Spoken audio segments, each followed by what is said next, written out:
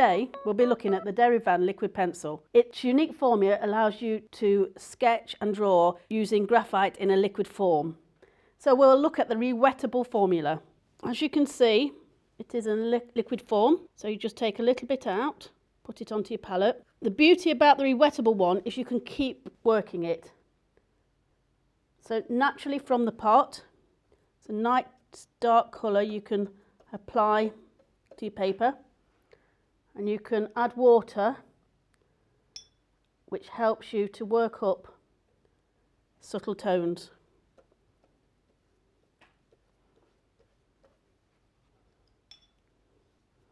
This allows you to build up large areas quickly and then be able to work in fine detail.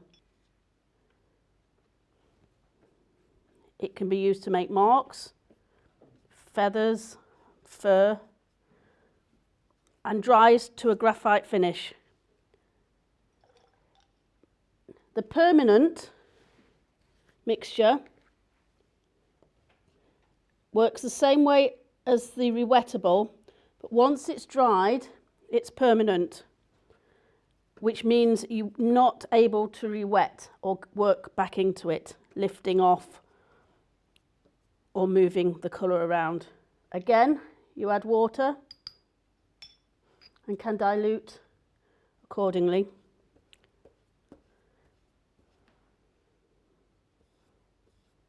As you can see, it dries to a graphite finish. The beauty about the rewettable is that you're able to lift and manoeuvre the graphite around the page. You can lift back, you can take your tones back down or move them back again. You're able to erase. As the graphite gets darker, it is a little bit more difficult to erase.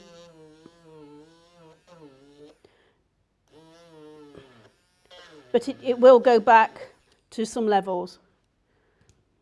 Again, using a handheld eraser, you can erase back and move your tones. Again, with the darker areas, it will erase, but it does take a little bit more effort.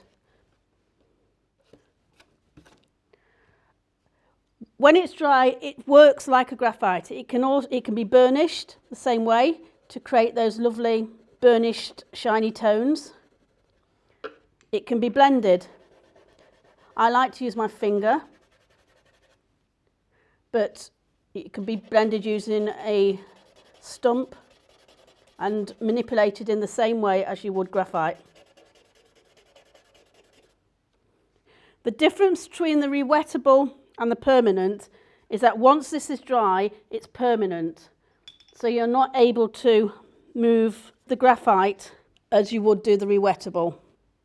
This is a drawing or painting I've been working on. What I love about the liquid pencils is it allows you to draw with a brush, so you get those lovely shapes. So what I'm doing is I'm just building up the layers and the tones using the brush, and you'll see I'm following the direction of the fur or hair, and I'm able to build up the tones to make them darker. If I've gone too dark and I want to go back, it's really simple. I just wet my brush. Because I'm using the rewettable formula, I can then go back in and just lift out some really nice highlights and just bring back areas which I feel are maybe a little bit too dark. I can use an eraser on this, but I actually like to use my brush because I like the texture it gives. I can then rework back into that, building up and reworking as required. So under the chin needs a layer of tone, so all I do will block that in, and what I'll do is work onto the hair at a later date. I tend to switch around a little bit because I like to build up my tones and layers as I see them. The beauty about this is the quickness you can build up your layers, but it also allows you to work back into things and take back down. I tend to use maybe one or two brushes because I like a small brush to add the texture, but a large brush to get the tones down. I'm not worrying too much because I know if I've gone too dark, I can just use a wet brush and take it back down. I am following the direction of the hair each time because that just makes it look more realistic. Just allow the brush to do the work and the layers for you. You can see here I'm building up this dark area, and I find it very quick to achieve really subtle tones. So these are a couple of examples I have done.